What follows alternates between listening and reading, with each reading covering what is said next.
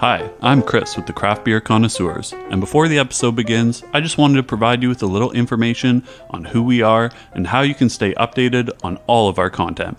This podcast was created to showcase craft breweries and indulge in interesting conversation. We want to help promote a variety of breweries, and along the way have conversations ranging from sports to beer, and beer to, well, just about anything. Please feel free to follow us on Instagram at Craft Beer Cons, send a friend request on Untapped, or subscribe on YouTube at Craft Beer Connoisseurs. Also, drop a comment, like, and subscribe on Apple Podcasts, Google Podcasts, Spotify, or wherever you listen to your podcasts. Now, stay tuned for today's episode. Welcome to Craft Beer Connoisseurs. I'm Chris. I'm Brett. And I'm Tyler. And along with us today is Producer Donny. Donny boy is here. Glad to have you, Donny. Glad to have you. Well, in today's episode, we'll be reviewing South River Brewing Company, which is actually located in South River, Ontario, guys. Convenient. Who knew? Yeah. Makes sense. Lines up. It does. So we're going to be trying two beers today, as always. The first one is the North Portal, which is a traditional ale. And the second one is Honey, I'm Home. And it's a witbier. All right. And to finish up the episode, we're going to be talking about our experiences with camping.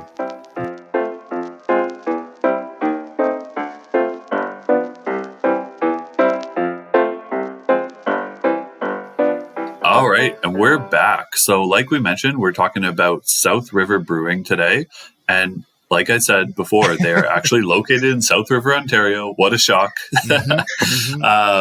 And they were the brewery was actually originally founded back in 2009. Wow. And it was one of the first Northern Ontario breweries. Nice. Yes, that is correct. But they have rebranded. So they rebranded in December 2020. So their former brand was Highlander. And I've seen some of their stuff before in terms of LCBOs and beer stores, etc. And they actually revamped it or rebranded, as I said earlier, after the town it's located in to have a better recognition of where it is geographically. Yeah. Because, I mean, Highlander, South River. Just makes sense that South River. Okay, okay. Yeah. We got to figure it out. You really can't miss it, I guess, at this point, especially if you're doing a simple Google search, right? Which I, in fact, did do. So Good for a little bit about the brewery here. So the brewery uses locally foraged ingredients whenever possible. So Farmer Fife could probably appreciate that using local. I'll let you know what's in season in a few minutes. Okay. Yeah. We'll wait for it. Yeah. The Fife Farmer Almanac. We'll see how it's going to look. He's going to have to check on that almanac there. 100%. All right. So in terms of the actual brewery, I'm going to speak for you guys. I don't think any of us have ever been there, whether it was after the rebrand or before the rebrand. I have not. You are 100% correct. I have been in there in Google Maps, though, and Google Images. You did the virtual tour. I did the virtual tour. A little bit creepy. It's called research. Yeah, so we're kind of going off of, information that we're kind of finding about the brewery. But one thing to note is in our last episode that we did on Broken Stick, we mentioned how quickly the beers arrived from them. This might have been quicker getting the South River beers. It was like, probably a 15-hour turnaround from when they sent it to when it was delivered. Any brewery north of Toronto just likes to get their stuff out fast, apparently, in 2 weeks. Yeah. I love it. I wonder how that happened so quickly, though. Like, what kind of shipping are they paying for? Like, expedite, like, times 2? Like, I think it's because the importance in terms of where we are at. Yeah. Right? So they pay to get us the beers faster. The extra. Well, we appreciate that. That's for sure. We absolutely do. Yeah. But yeah, so if we kind of go into the building where they're actually located in right now, so that it was 2016 where they're currently located, right? But the brewery has been around since 2009, as we mentioned. So they have moved to their location that they're at now. Taking a look at it, it looks like a pretty solid building. Like it's large, looks like it accommodates a fair amount of space, a little bit of a shop up front. And then where they're actually brew the beers, there's a large floor like footprint there that if they want to expand and develop a little bit more, they have the room. So you could see production probably increase 2.5 times maybe, if they do so choose. Wow. Yeah. So before the brewery was actually built, as you said, in 2016, it was home to the Happy Landing Diner and Gas Station. So it was actually a staple in South River for 50 years. And they created a special beer to honor the legacy of the diner. And I don't know if you guys have caught on yet, but it's one of the beers that we are trying today. Oh, okay. Yeah, All right. yeah. All right. So they also continue to have 2 gas pumps out front of the building. Right. Right. So maybe that'd be cool if we went there and we just they put beer in the gas pump and you just Maybe that's like their tap, right? Yes. You just right out of the gas fill it pump. right from the pump. Straight. and you're paying $1.29 a liter. Yeah. I'm okay with that. That's a really good price for beer. Yeah. Yeah, fill up a couple of growlers to go. That's all right. Right. Yeah, no, I think it's kind of nice how they do pay homage to some of their past. And right, you're taking that Happy Landing. We'll get into the story about the beer, the first beer when we get into it. So, and I do stand corrected. I must have had some South River beers beforehand. We are not having the Happy Landing English Golden Ale on the podcast today. But it does tie it does tie into the whole Happy Landing, the aviation portion of it. So you're going to see that kind of common trend throughout, I think, with some of these. Correct. Yeah, absolutely. And Tyler, you mentioned earlier that they use locally foraged ingredients. So they actually brew the beer from pure local free-flowing water. So obviously up north, they probably have much cleaner water than we have here. Mm-hmm. And they actually crack their barley right on site to ensure that it's the freshest barley to go into the beer. So nice little kind of touches with the quality ingredients, and hopefully we'll taste that quality when we try the beers.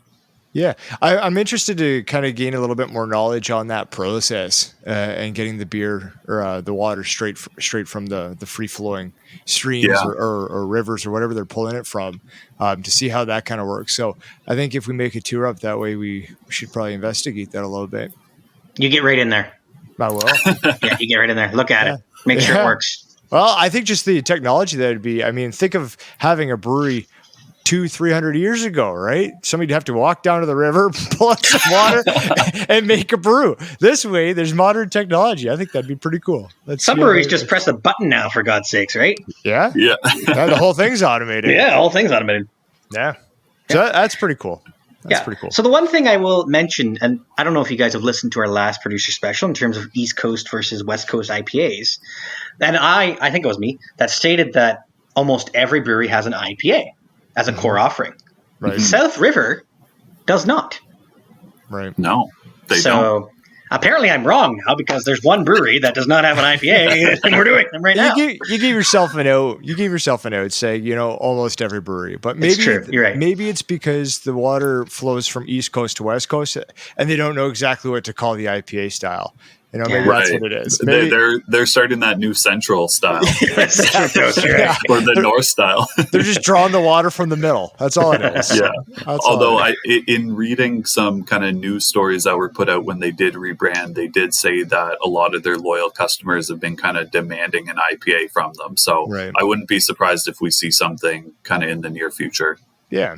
And so when we kind of talk about the space that the brewery has, and I mentioned this earlier on, is they're actually pretty generous with their facility. So if anybody kind of wants to use the facility anywhere in the region, I don't know if they would say, you guys don't come up here and do a podcast. I'm sure they'd open their doors and open their taps. But it is really nice that they do allow anybody from the region to basically use their facility for private events at no charge. But I think they probably understand that people might have a pint or two. Yeah, so, I would hope so. You might not want to charge either off the tap or out of the gas pump, one of the two, right? Right.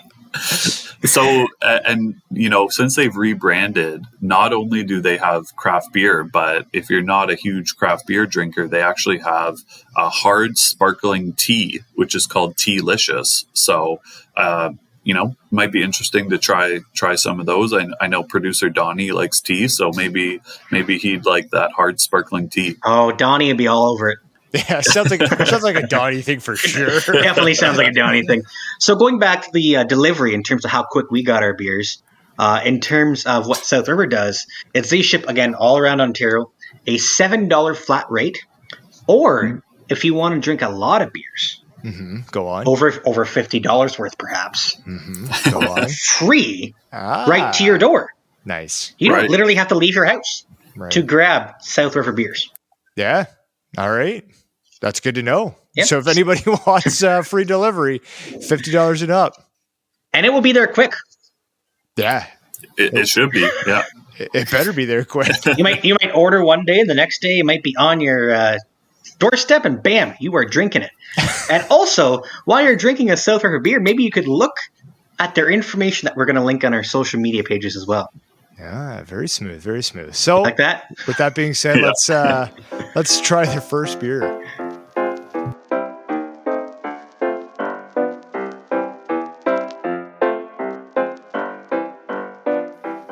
All right, so we are back.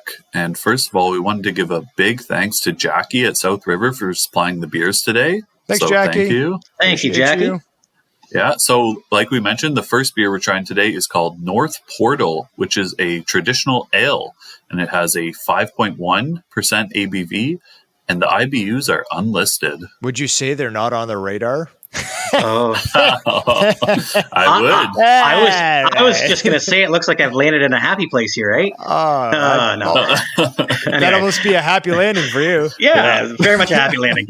Anyway, this beer is a smooth yet crisp ale, which brings refreshing notes upon its first sip, followed by a mellow malt flavor. A great choice for people, as we said before, like kind of this training wheel beer who aren't into a hoppy craft beer. Right. So that's what it's kind of touted as, and we'll see if we can taste that when we get into it. So this beer was made to honor one of Canada's iconic air bases. So the North Portal lays 600 feet below ground and acts as one of the country's safest warfare bunkers. So awesome. You'll see that when Brett talks about the can as well, because it does have some of that information on the can. Absolutely. So on Untapped, you can follow us at Craft Beer Connoisseurs, and the overall rating on Untapped for North Portal is 3.6 bottle caps out of 5, with a total of 46 check-ins. All right. This is your time. Can in hand, glass in the other hand. Let's open her up.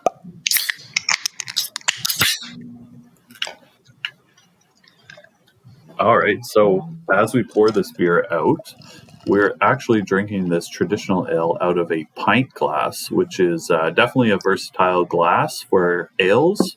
So everybody make sure to use your proper glassware. So one thing that I like about this whole thing is the traditional ale portion of it, with trying to keep the tradition and the story alive about South River and this war base and the bunker and all that jazz. So It is nice to see how maybe they tie that into a lot of their other beers, but paying again homage to that. No, that totally makes sense. And in terms of the story behind the beer itself, as you kind of touched on a little bit, this actually is tracked aircraft across Canada and responded to any airborne threats for over 40 years. This little North Portal. How do you know that? Well, I mean, I don't know if you can see the plane because it's camouflage on the can. Yeah. I don't know if you can see it, right? Point. Yeah. But there you go. There's some information for you. Now that I've done the hard work part, I need to go smell this beer. All right, yeah. So taking a look at it, it looks like that crisp, goldeny color, if you will. Kind of looks like a lager. Looks like a lager. Mm-hmm. Totally can see through it. Lots of carbonation. Kind of smells like it too. Kind of like a sweet maltiness. Mm-hmm. Yeah. I feel as though it's going to be a maltier lager almost. Yeah, that's why I'm kind of going with it too. Decent head on it. It stuck around for a little bit, but not too long. I think that this might do some nice lacing as we kind of drink through it. So maybe we should just start drinking it, eh? Yeah, let's get into it. Well, let's do that. Let's do that.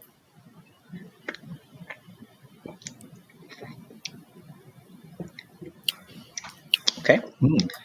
That's interesting. It's very, very sweet. Like I mentioned, I could kind of smell the sweetness. Mm-hmm. It tastes pretty sweet. Yeah. I agree. It's definitely it's like a sweet lager almost. It's not as malty as what I was expecting. It's got a heavy sweetness to it. Yeah, and it goes down well. Like again, because there's not that maltiness, like overbearing quality to it. It drinks well. It's smooth. There's not even like I'm not getting a huge aftertaste either. Nothing that's kind of like sticking out, especially with the maltiness portion of it. But maybe it's not like it's sweet. It's not like a bitter IPA where you're like sometimes you get like a grapefruit kind of IPA going there and it just lingers on that aftertaste for like 20 seconds. This is down your yap and it's done. There's no aftertaste lingering. And it's kind of interesting because we don't really see, I mean, personally anyways, I haven't really seen traditional ales very often. So I was kind of trying to think like what might this be very similar to, like a style that we kind of know better. And I'm thinking it's very similar to like a Kolsch, right? Where it's like the ale version of a lager kind of thing. Almost like a sweeter absent landlord from Cowbell. Yeah, exactly. So when I looked up like traditional ale itself is kind of like a catch-all category. When I was doing my research on that as well, to see where this kind of fits in, and that's one of the things they did mention as well. Is it's very similar to that kind of that Kolsch, but it's not as maybe front forward as a Kolsch is. Sometimes you take that Kolsch and you get hit kind of up front. Right. This again is just kind of smooth throughout the whole thing. I would almost consider this very crushable. Oh, this is definitely crushable. Oh, yeah. I could, if it's a 30 plus degree day, almost like it was today, I could easily get down these. But at a 5.1, you'd still have to be careful, right? So that's it. Again, it's crushable. 5.1, not bad. So it's not. You'd have to find a happy landing place. There it is. You could. Now that I've recovered from that, no more happy landing jokes. How's that? There you go. Yeah.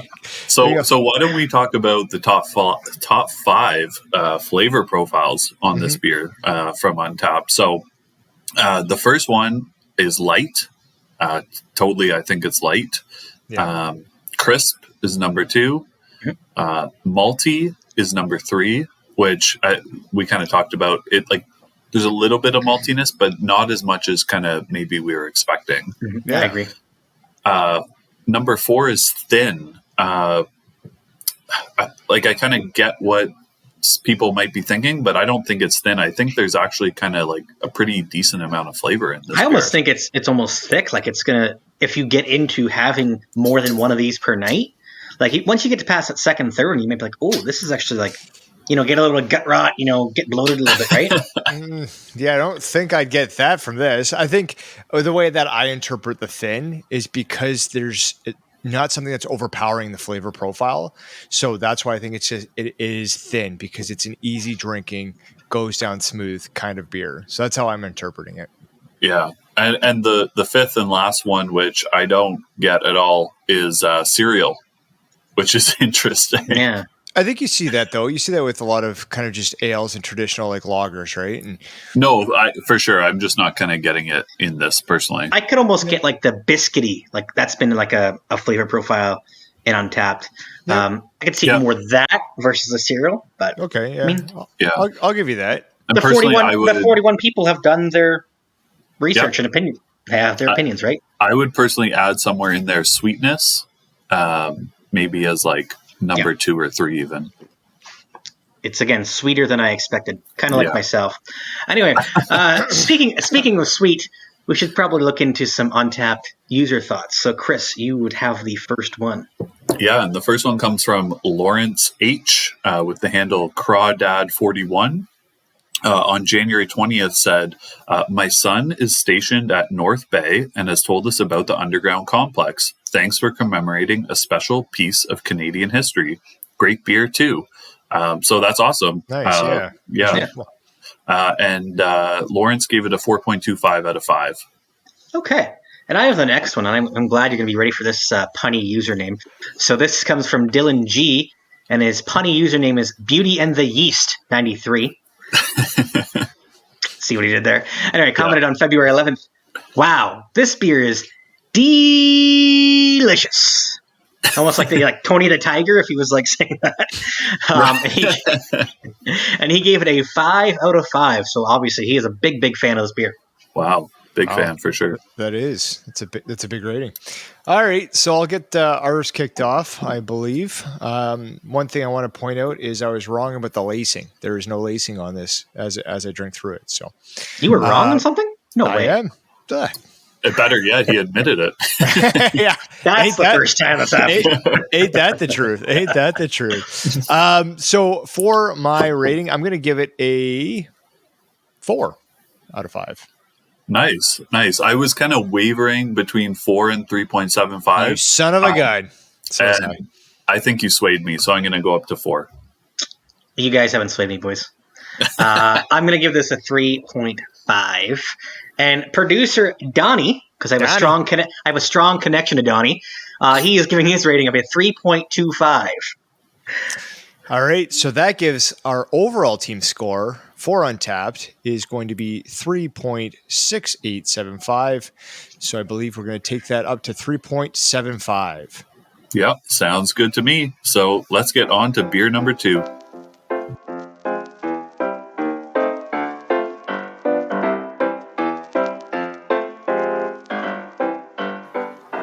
And we're back. So the second beer we're going to be having today is Honey, I'm Home, which has been labeled as a wheat beer.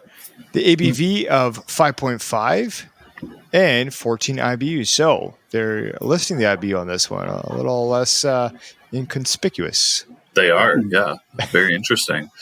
So they say that each sip of this beer brings out refreshing, subtle notes of honey, creme brulee, and caramel. So that sounds delicious. And they brew it exclusively with Amarillo hops. Ooh, I'm a big sucker for some creme brulee, so I'm pretty excited about this beer. However, I'm also a big food connoisseur. I do enjoy some good food. So, a list of food pairings with this beverage. A salad with a nice citrus dressing, crepes, omelets, eggs Benedict. I have no idea why we'd like fried fish. Fish is terrible. Or shellfish. Teriyaki or some spicy Mexican or Thai. Yeah. Oh, sorry. I thought Thai. Yeah. Sorry. Yeah. Because if you have the spicy Mexican or Thai, eventually we'll find a happy landing place. Usually, no, I'm kidding. Keep going. So a brief comment here from producer Donny says these pairs are not great other than omelets. So we have a picky eater on our hands with Daddy Boy. Yeah, Donnie's very picky on a lot of things. All right, so when we look at this, we've got for Untapped, there are 165 check-ins, and the average rating of 3.59 bottle caps out of the 5. So, all right, boys, we got the first one down. Let's try and work on the second one here. Can in hand, glass in the other hand. Let's open her up.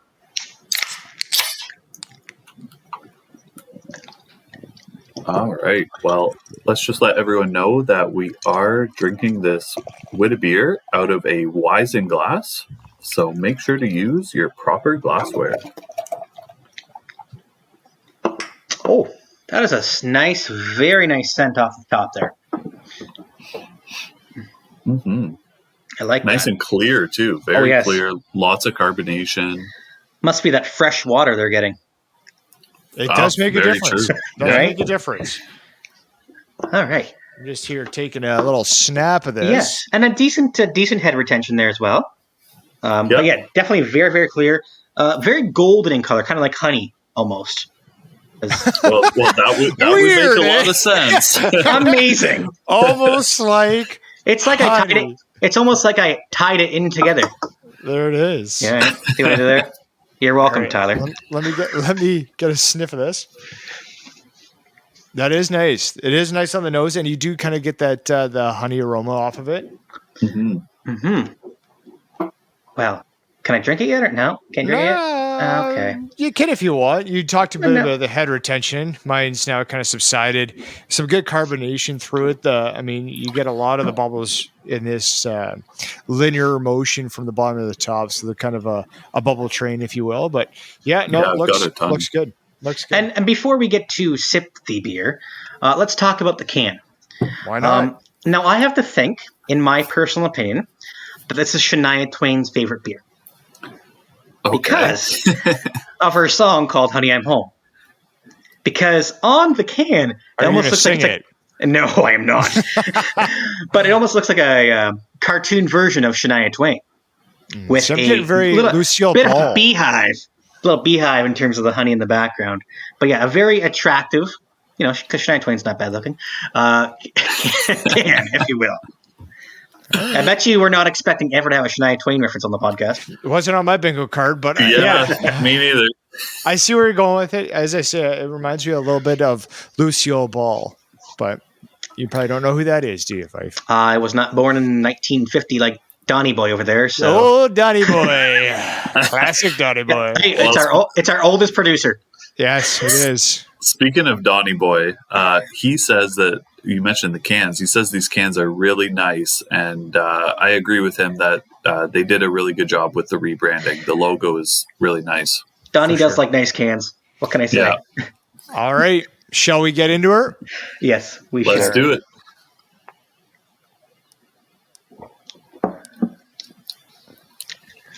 Okay. Kind of almost got like an amber vibe to it. A little bit, yeah. Maltier than what I was thinking. It's kind of a two ends of the perspective because the first beer was less malty than what I was thinking. This one is more malty than what I was thinking. Yeah, I'm getting a little bit more malt too, and I don't know again if it's that kind of banana flavorish to it. I don't know. I'm trying to kind of place it a little bit. I don't know. Yeah, and then they mentioned creme brulee. I'm not getting like spot on creme brulee, but very similar, kind of on the back end in the aftertaste a little bit. Yes, I get it more on the back end aftertaste as well. Yeah. I was just kind of looking at the ingredients here. It doesn't look like it's made with actual honey. I wasn't sure if it was infused with honey or the honey was coming from the make of the beer itself. But still a good beer. Still a good beer. Don't get me wrong. Yeah, I think you're right with the creme brulee kind of taste on the back end for sure. Yeah, because it's not overpowering. Like it doesn't hit you right away, which I was kind of hoping it would because, like you, Brett, I love a good creme brulee and honey as well. But there is that sweetness, right? So the last beer I would say was kind of ironically more sweet than this one. I would say 100%. I totally agree with that. If you would have almost like mixed the two, like in terms of the North Portal and this one, then that sweetness would have almost been what I was looking for, right? But do you guys get a whole lot of honey up front? No, Donny, not really. Donny, I'm looking at you too. No. Donny, what are you saying? We got a okay. I don't know. Yeah, all right. So use your words, Donny.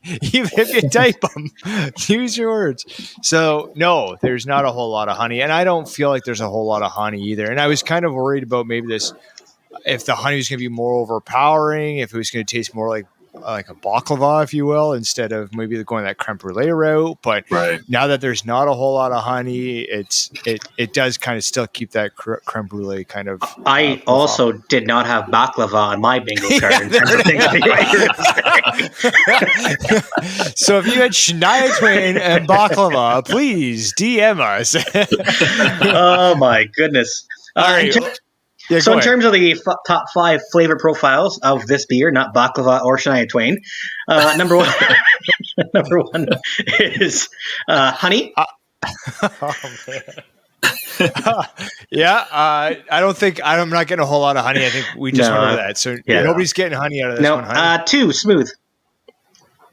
Yeah, it is smooth, and like you would expect that from a wheat beer generally. Yep. I think it goes down very smooth. I think it'd be more, in my opinion, be more like a winter beer versus a summer beer. I still like it no matter what season, but that would just be me. 3, caramel.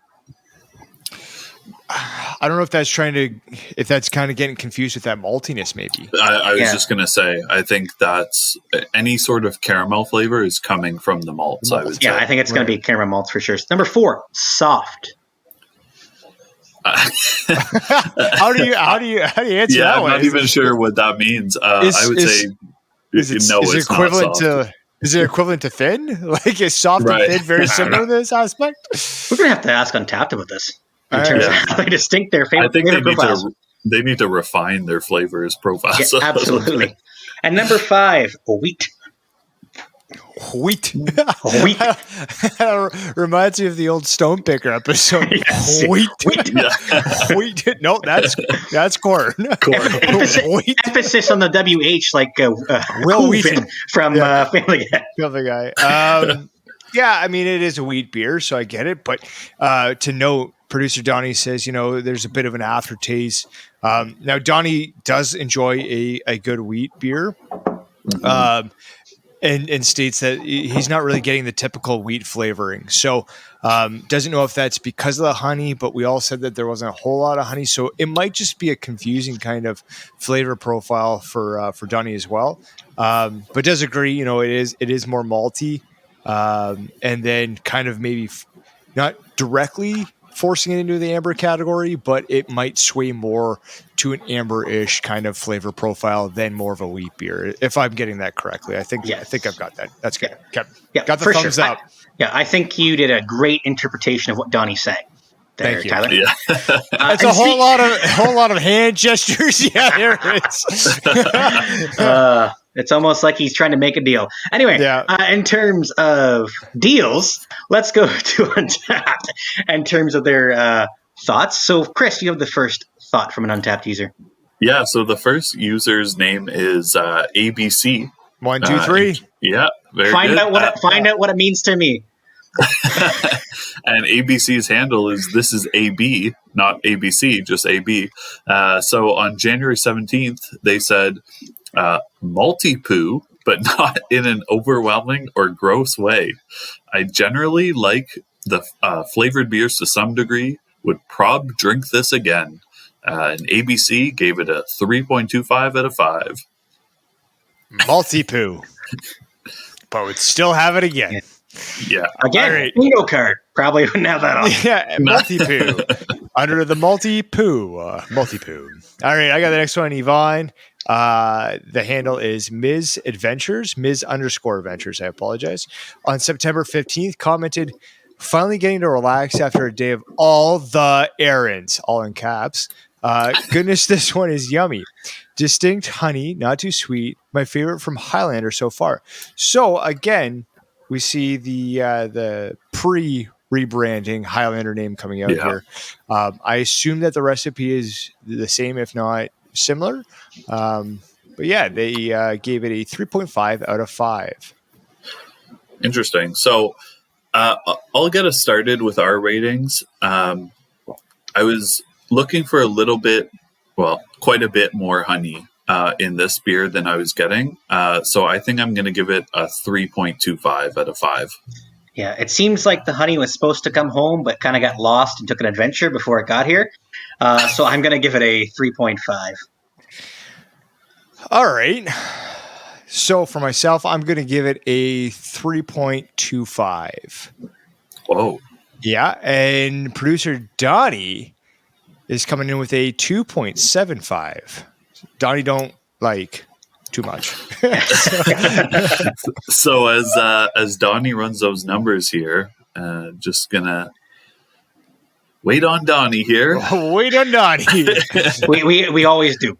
Me especially, been waiting on him for like 29 years. So I don't know if that's a fraction. So with here. All right, so Donny gives us an overall of 3.1875, which we are going to round up to 3.25 overall. Nice. All right. Yes, so that's going to conclude our conversation on South River and all of their beers. And coming up, we're going to be talking about our experiences while camping.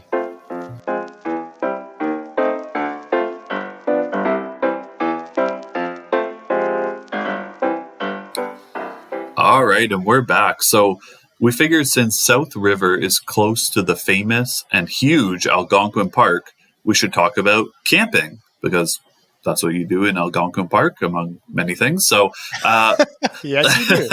What else do you do there?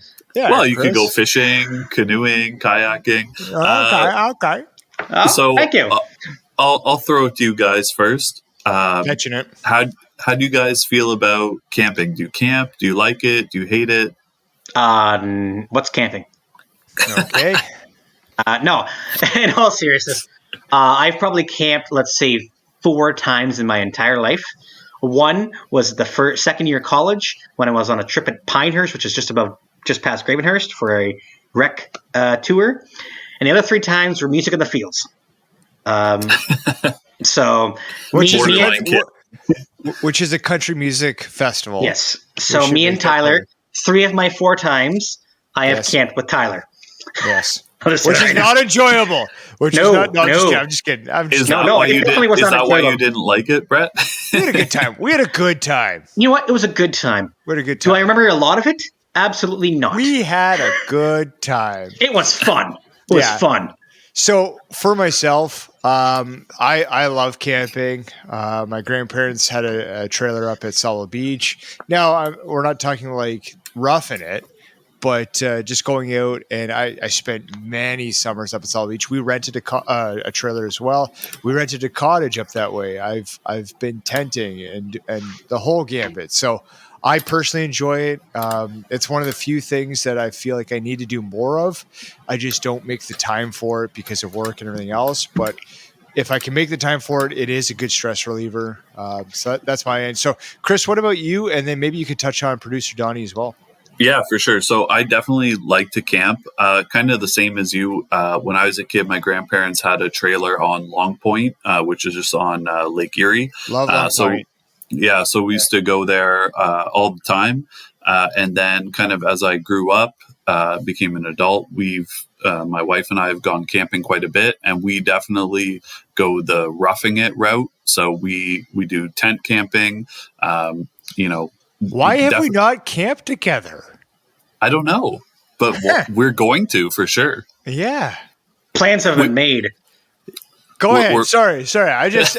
It's funny that we've never actually gone camping together. I know that is kind of funny. Yeah. We haven't tried it yet with our daughter. She's only 2, but maybe next year we'll kind of venture out to that. So, Donnie, not a big fan with camping. Surprising. Yeah. So he says that he used to camp with the Cubs and the Scouts and didn't like it. So he would enjoy it more if it's in an RV and not a tent, which I think is kind of like the general sentiment from a lot of people. Right. Hold on. Producer Donny got to camp with the Chicago Cubs? What? That's cool. That's like 25. No, okay. Jesus. I'm like, where are you going? I was lost on that one. It's the Cubs and the Scouts. Okay, well, I get the Cubs, but not the Chicago Cubs. Yeah. Okay. Continue on there, Chris. Yeah. So, like we said, Donnie definitely wants to be in an RV or trailer. Personally, I really like actually camping in a tent. It's kind of like, if you're going to go camping, like you might as well just go full out and do the full thing, right? Like get into a tent, don't have all the amenities like electricity, like we do non-electric campsites. We're totally off the grid. And it's actually amazing just to kind of be kind of turned off from the rest of the world. So good thing about Producer Donny and myself, actually, is we had another opportunity to camp at Boots and Hearts back, 6-7 years ago. And Producer Donny made the great choice of getting a hotel throughout those 4 days, because that's how you should camp, in a hotel. That's not camping, though. It's like really camping. So some of my experiences, I love doing the tent thing. My parents, as we've discussed, they do have a trailer as well. And after my fiance and myself got engaged, we spent a week and we did kind of half-ass rough it a little bit. It did have electricity, but it didn't have water, and we didn't have a full tank of water or Wi-Fi until we got there. And so again, we used water kind of sparingly, but at the same time, they also did have with the trailer a solar hookup. So I myself, electricity is still a part. I still like that, whether it is getting it from a main plug or having the use of the solar panels. I'm okay with that. Again, it's nice to have some kind of electricity just to kind of power some electronics, whether it's a speaker or whatever it might be.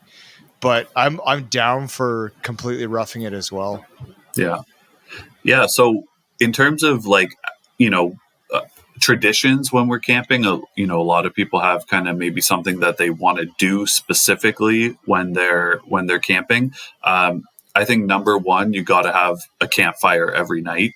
Right. The worst thing about absolutely. The worst thing about camping, this happened to us once, is we showed up at the campground and there was a fire ban. So that happens sometimes in the middle of the summer. Can't have a fire. Totally sucks. And at nighttime, you're kind of like, well, what do we do? What do we do right? now? Yeah. Turn on a lantern and play crib. Yeah, basically. Ooh. That's it. Yeah. It's not solitary. Fine. Not solitary. Well, no, it's a singles game. There was something else. have a couple pints. So one thing that Producer Donny says is some of the traditions that he would do is have the fire, have some s'mores. Yeah, s'mores for sure. And doing that. Now, camping with my fiance's family and like her cousins and whatnot, nothing was done plain Jane. Like, you would have dinner. It's not like, oh, well, we're just going to have hot dogs. Like we would do full out steaks. Like, I kid you not. It was insane. But like you got the full camping experience and you just did everything on the fire. So whether it's potatoes, a steak, doesn't matter. So you're roughing it, but you're still eating well. Pizza, man. And drinking well. Oh, yeah. You got to do some pizzas on there. Right. Like a nice little, There's nothing better than a nice wood-fired pizza, especially on a campfire. Oh, my goodness. I'm not talking about delicios. I'm talking about, like, homemade stuff. Yeah. Oh, I figured you would have got, like, delivery into the campground or something like that. Yeah, especially at the so my wife. Domino's. There you go, yeah. So her parents have a cottage up in Point Clark, which is just a little bit south of Kincardine. Yep. So there's no skip the dishes up there. Just in case you knew. Right. So you have to actually make stuff there. There's no delivery. So do you enjoy going up there though? Of course I enjoy going up there. 100%. So that is camping, right? Whether it's an RV, a tent, a cottage, just kind of being one with nature. I would be a cottage person with a beach right beside. You need the beach. Yeah. Right. So if we wanted to take the trailer to like, let's say the Untapped festival, I guess you would be able to come then, right? Oh, I'd be there. Beach. Yeah. No beach, and we're being an RV. But trailer. My favorite part about camping or cottaging, if you will, is beers. And the Untapped Festival has beers. All right. So I would make it work. Well, and that's, absolute perfect segue, right? Favorite part about camping is, for me as well, the beers. Just like sitting, again, at the campfire, having a beer, there's really not much better than that. So for me, it's two things. One, it's the beers. Two, it's being like the campfire guru. You know, I love the fire. I love being close to the fire. Some would say I get too close and I become one of the fire. I believe I remember you walking over the fire one time at a cottage. I've seen it before. Here's the thing. I think that runs true with everybody who's on this. Is we have Chris, Brett, and Producer Donny have all seen me part of a fire at some point. But you know what? I enjoy that. I love building it. I love seeing the creativeness. I love seeing it kind of go, for an hour, 2 hours, whatever it might be, settling it down for s'mores or wieners or marshmallows, whatever it might be. But you know what? I'm itching to get out. I need to get out of work. I need to leave the office. I need to get in touch with nature. And Mom, Dad, if you're listening, let me borrow the trailer. I love you. I was going to say my favorite part about camping, or like RVing, all that other stuff, is just to be able to put the phones down, right? Yeah. Not have a phone with you and just talk about, stories from maybe there was beers involved. Maybe there was, a good time, right? Or just reminiscing about good times, right? Yeah. And that's kind of the one favorite part is just putting the phone, leaving it in the RV, the cottage, whatever, and just talking about random stuff. And I'm going to say that the fire has now been put out, boys. We should probably move on to our farewells. All right. Before we do that, let's make a pact that all of us at some point in time get the Craft Beer Connoisseurs podcast and we go camping. At a cottage. We each get a campsite and we make it work. Yeah, okay, let's do it. Fine. After a round of golf. All right. Let's do it. Let's do that. We'll be back with our farewell shortly.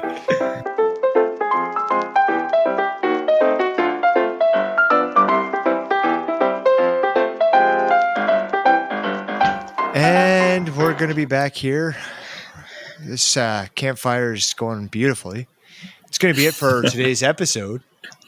Yeah, thank you for listening to our campfire story. Keep on listening every other Thursday as Craft Beer Connoisseurs releases a new episode, and our off Thursdays for a producer special. Make sure to tell your friends, family, and your favorite collector. Just remember, 812 batting average. 812. So from all of us and Producer Donny, I'm Tyler. I'm Brett. And I'm Chris. And together, we're the Craft Beer Connoisseurs.